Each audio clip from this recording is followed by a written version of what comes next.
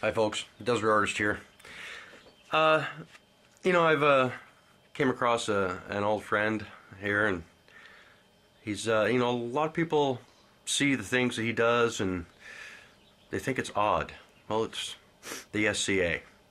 You know, when you're going out and you see those quote-unquote weird guys out there playing around with swords and shields and stuff. Well, there's more to it than going out and slapping somebody around with a sword and saying thou this and thou that. It's more about spiritual growth and being more than an individual. It's about doing things that nobody would normally do, and it's not about just swinging the sword around and all that stuff. It's more about family life and making friends, and not just friends, but friends in an alternate lifestyle, where you're one thing in today's world, and you go out and for that weekend you're not the dude. No cell phone, no internet, no email, no phone, no motor car, not a single luxury. It's interesting, the things that I've learned, that is more about exploring your own inner self and exploring who you are and what you want to become. And it's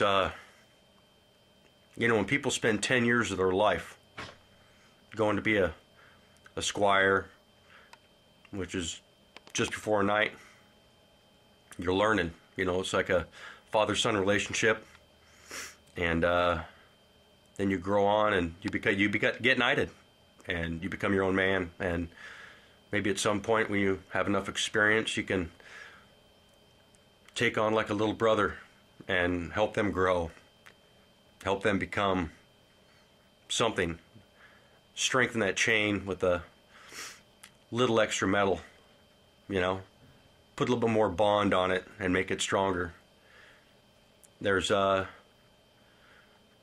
Brian's been a knight for almost a year, but he spent 9 years learning how to do what he does, and it's more not just about combat and violence. It's more about growing, and I thought I'd ask him personally who, what, where, when, why, and how, why he does it. Because a lot of people out there, yeah, you guys, you don't understand.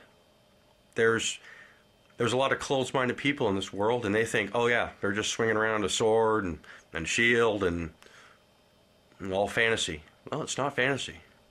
It's a real deal. It's the real thing. And to grow the way that I've seen Brian grow it's uplifting to know that I was a part of his life when he was a bad man. Yeah, he was a bad man. He grew up in a broken childhood and had some abusive problems in the family, and he was in a gang when I met him. That's right, he was in a gang because there was nobody out there to show him how to do what he's done. And I just thought I'd come on here and let you guys know that there's more to it than that. It's more about family and growing up with a self-respect that a lot of people don't have, a lot of people don't get when they're growing up. But most of all, it's nice to know that you had a hand in changing somebody's life. And I can't explain it the way that Brian can. But so let's ask him why he is who he is, and why he decided to how he got lured into being the SCA and what really drove him to do what he does every weekend. He climbs up on poles way up in the air, and he's an IT specialist. And you know, when you got that one certain type of way that you grow up, way that you've been working, you kind of get bored with it. But then when it comes down to one weekend, every other weekend, it doesn't matter, because it's something that you look forward to. It's not something that you dread going to. It's more about seeing the world and doing things you've never done before with sometimes people you don't even know. Come up to you in a campfire and sit down because you had a fight with them that day, and well, you beat their ass, and they respect you for that. And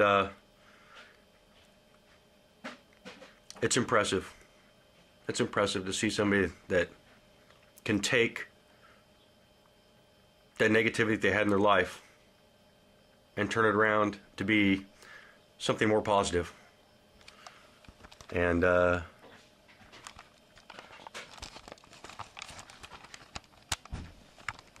some point, sorry, I have my night vision on. A little bit better color there. There we go. Yeah, so, you know, I just wanted to put this on YouTube because a lot of people don't really understand what it is and what it's all about. And it's more, so much more. So Brian. Yeah. What is it that, why did you decide to do the SCA thing?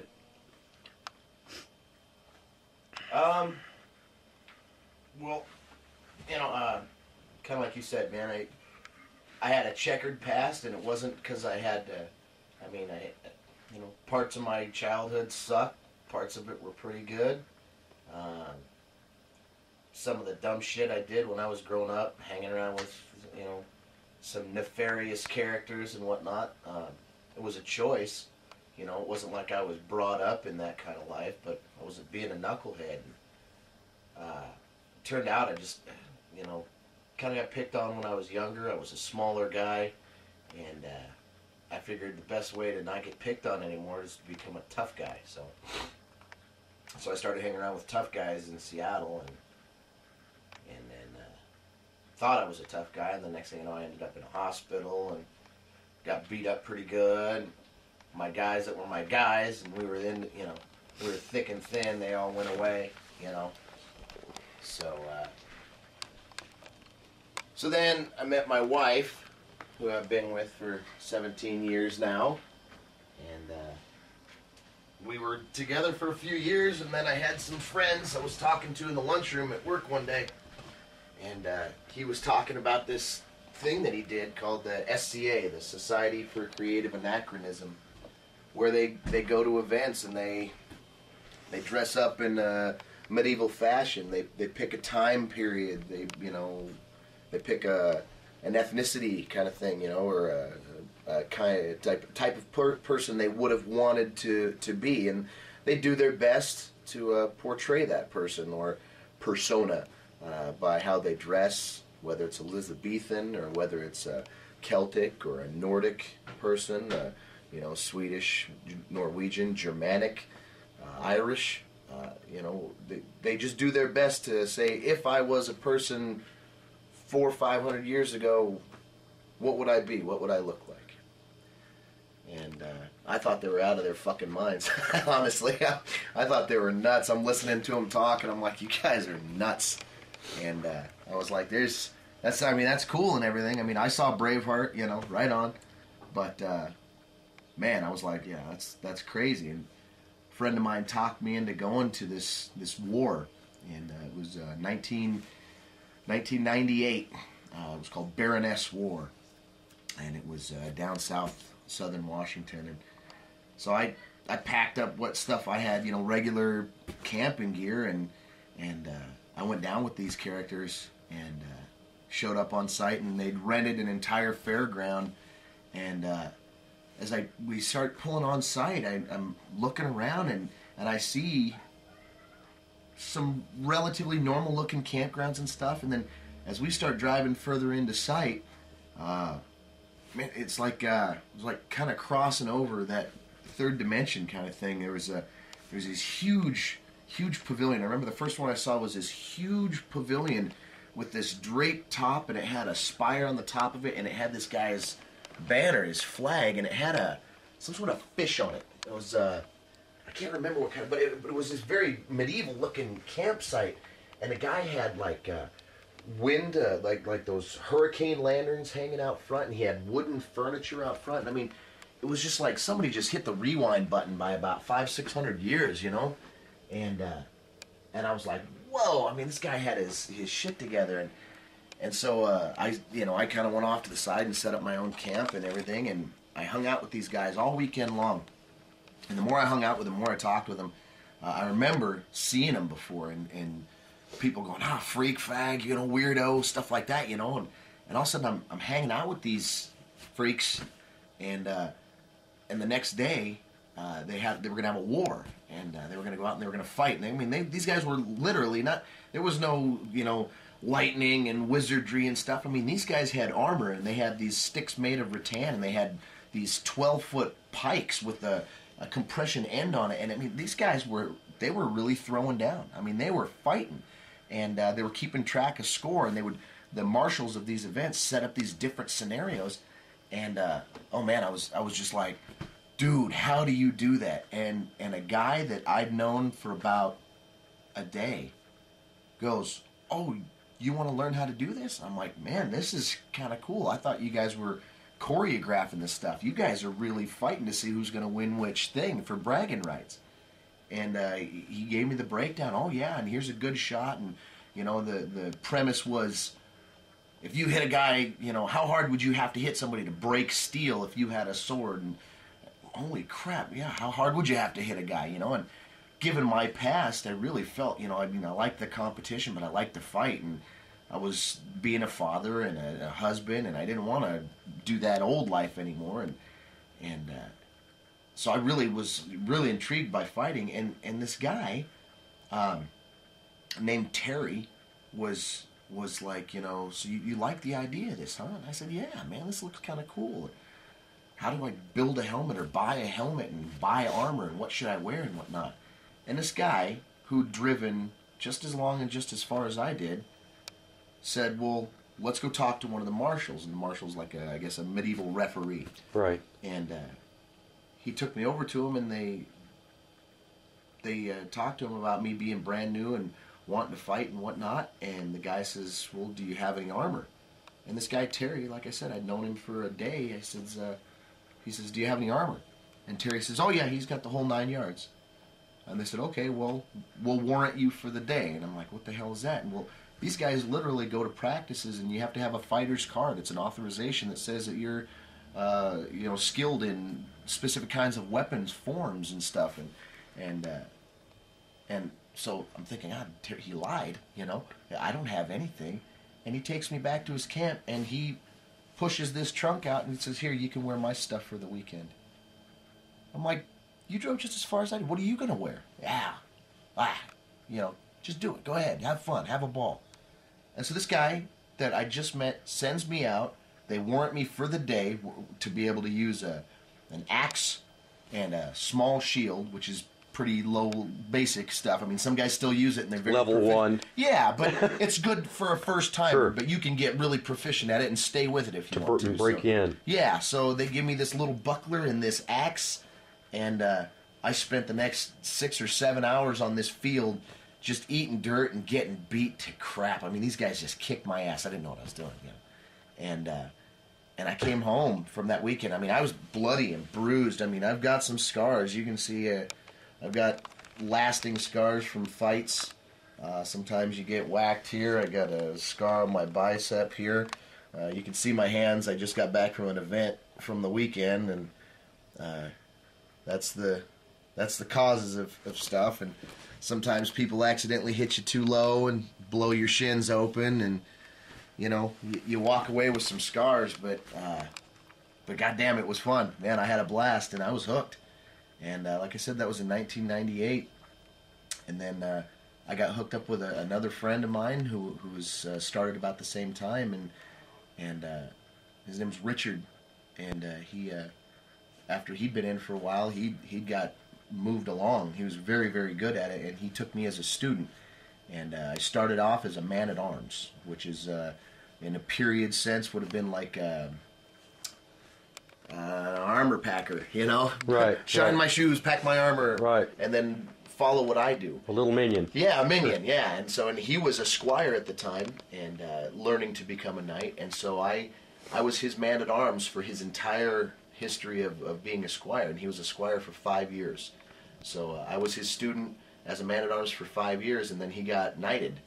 And the knighting is a huge culmination of your efforts to become something. And if that was your only goal, good for you. But there's so much past that. But becoming a knight is a huge deal.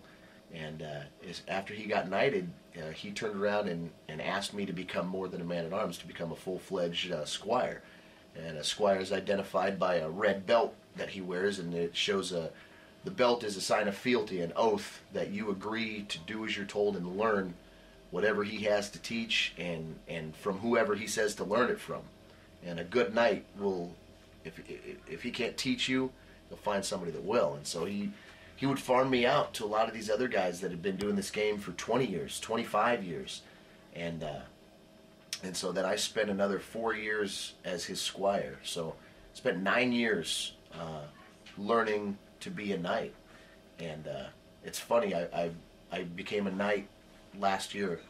And it's funny, everything that I was learning to become a knight, what I learned is that was step one of a million, I guess. Well, that was actually going to be my next question, is what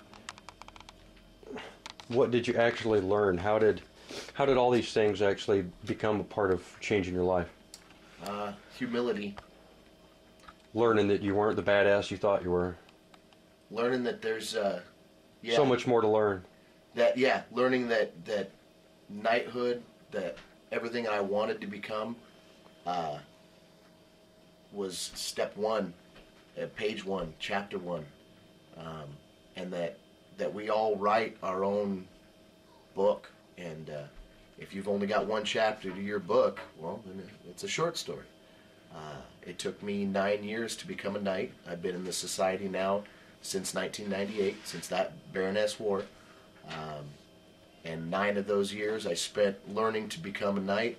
And what I learned was, I can fight, and I fight pretty well. I do okay,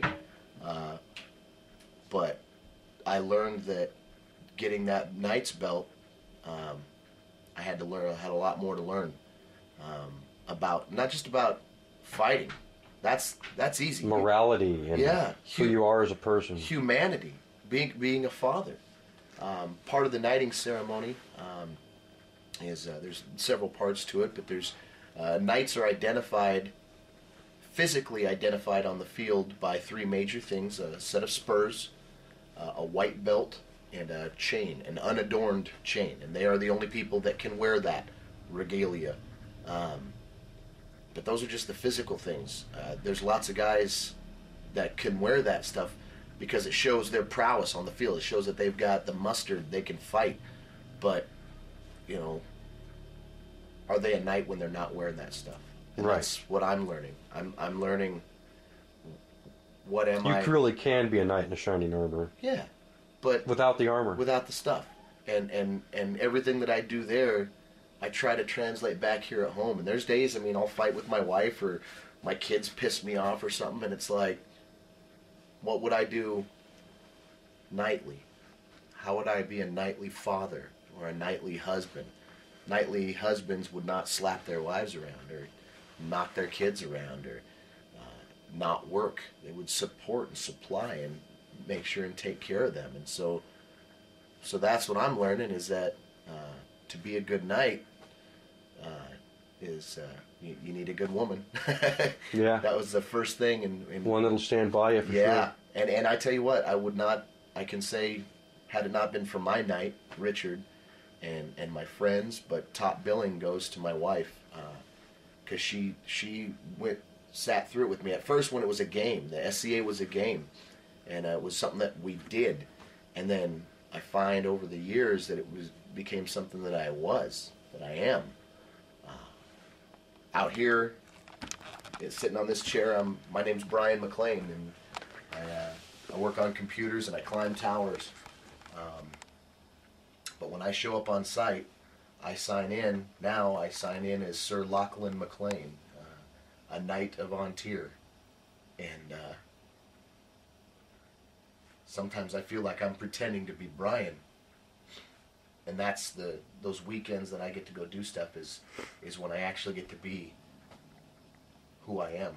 Like I said, I get to, You actually get to be who you really want to be. What I want to be. And what I want to be is a good man. And it's funny that sometimes that game is, I could be a good man either place, but it sure feels nice to take off this costume and put on some comfortable clothes and sit around and hang out with friends and have some drinks and tell stories of when we first started and the evolution of stuff. And when my first set of armor that I made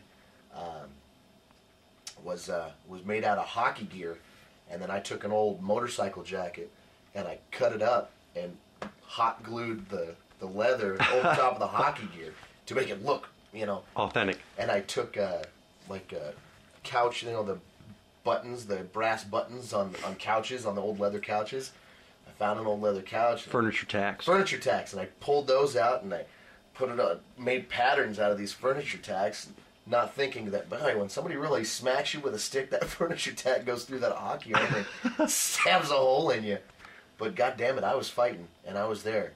And it's funny now, my helmet is, the helmet that I wear is, people notice it. I mean, it's gorgeous. It was part gift from a lot of different people that put it together for me to wear, and I've worn it now for 10 years out of the 12 that I've been playing. And it's held up, and it's sturdy, and it's strong, and there's parts that let go sometimes, and you got to put rivets back in, and you got to pound the dents out of it. But it's funny that now that I wear this other stuff, I wear the chain now. I wear the knight's belt, and it's like sometimes you miss when you didn't wear any of that, when you were brand new. It's kind of like that. It's kind of like when you get the video game. You get through all the levels, and it's like, what do I do now? You always want that next level. Is there another level after that? Oh, what is there? Is there this or that? You always want to hit that reset button. I do. Always want to hit that reset button so it's all fresh, so I can do it all again. Right. Kind of like going through high school. I mean, being a squire, there was parts of it that sucked, but a friend of mine, Derek, who's in the society as well, I would call him on the phone, and he was like, what's going on in your head? And I'm like, man, how do I become a knight? He just said, don't worry about it. And I said, but I want to become a knight. And he said, okay, why do you play in the SCA?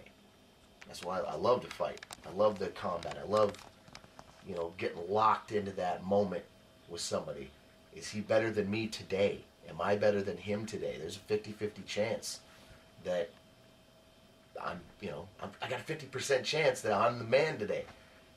And any man can take any man on any given day. It's a crapshoot. It's the spirits. It's whatever it is. And I said, that's why I love it. And he said, well, if they told you that you'd never become a knight, no matter how hard you tried, no matter how much work you put in, if somebody called you on the phone and said, hey, dude, I hear you're trying to become a knight, I just want to let you know that's never going to happen. We won't allow it. Would you quit? And I thought, God, what a fucked up question. But in reality, it was the best question you could ask, because if you're doing it to become a knight, to become that thing, all you're looking for is a title. Yeah, you can go buy that chain. You can go buy a belt and walk around and tell everybody. You could lie. You could pretend. You could, go to a place where nobody knows you. But it's not about that. It's the knighthood is a recognition of what you've already accomplished. They say most men and ladies, there are lady knights as well. that walk into that court to go through their knighting ceremony, they say that most people that walk in there have been, in the eyes of their now peers, their brethren, they've been a knight for some time. It's not something that happened overnight. All of a sudden, one day, he got it. He's a knight. You've been a knight for months, you know. The society is a great place. The society for me is, it's not a break from reality. It is my reality. I try to live the same virtues that I try to portray at these events in a day-to-day life. I like to think that when people see me wearing 9th century garb under an assumed name, that I'm just as approachable to talk to then as I am sitting here on my couch. And the SCA is full of wonderful people, and some of the nicest people that I call family that I've ever met. And I wouldn't trade them for anything.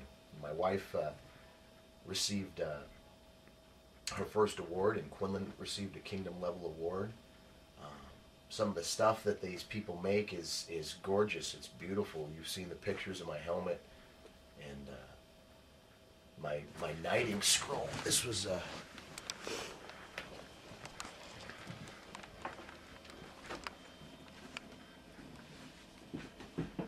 the scroll that was handmade when I became a knight.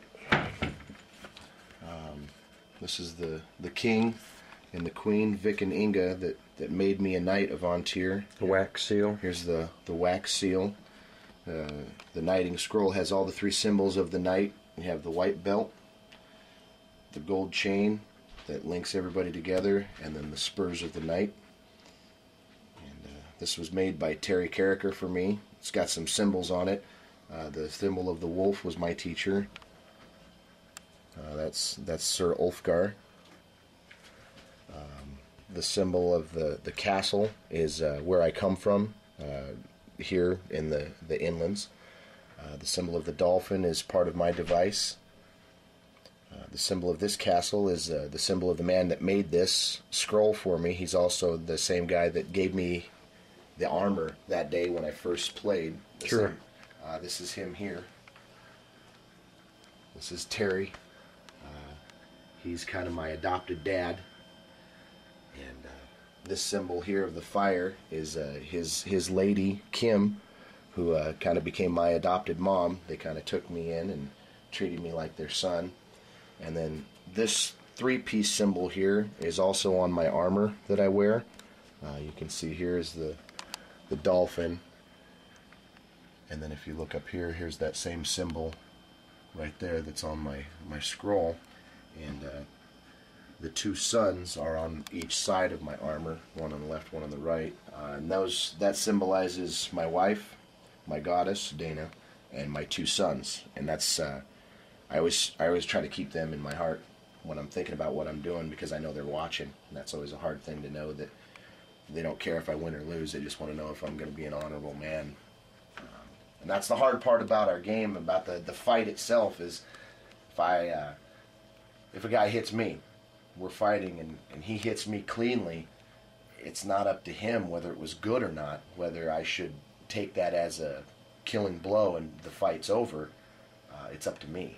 And that's it takes a real man to say when he's beaten. And so we use, it's on your Code of honor. Yeah, and that's when the marshals start the fight. That's the first thing they say. They say, on your honor, let the fight begin. Meaning, I'm going to give him the best fight I've got, but if he gets me, I'm man enough to say, you got me. And that doesn't exist in the rest of our world. You know. Yeah, a lot of today's society doesn't see it that way. No, you win because you were the fastest. You won because you hit the hardest, or you did this. You got the blue ribbon because you came in first. Sure. And that's a hard one. You know, you lost a wrestling match because you got pinned. Absolutely. Well, how about if you change that wrestling match around, where the guy's got you on your back, and it's not the ref who says you lost, it's not the guy pinning you says you lost, you have to say it. You have to. It's an I quit match. I have to say, uncle. I have to say, you were better than me today. And most men know that's a tough thing to do sometimes, and so it's like I said, it's a humbling experience. It's an experience of growth. So where has the SCA taken you? I've been to California, Idaho, Oregon, Washington, Idaho, Montana, Canada. The SCA is internationally recognized. We reside here in the upper parts of the states in Canada. Reside in a kingdom, the kingdom of ANTIR. There's 15 different kingdoms throughout the world. Japan, Australia. A friend of mine just won a tournament in I believe Germany, and he's going to become a king over there. He moved away for his job. Wow. And so now he's going to become a king, and the king sits for a certain amount of time, and then he holds a tournament, and he steps down, and the one that wins his tournament gets to step up. So we're always rotating the royalty, which is right. Cool. But that's a tough job because you travel a lot. Dana and I are thinking of expanding our travels. This next year we're going to go down to Arizona to a war called Estrella, and apparently I've never been there. My knight Richard has, and there's like 1,500 guys in armor on the field at the same time. You know, I mean, they all beat the shit out of each other. Oh yeah, and you've got different units. You can see the units, and they're different colors, and they wear matching armor sometimes. Pikeman, you're guarding a wall. Oh yeah, you got shield walls. They actually build real castles and stuff, and there's stuff all over.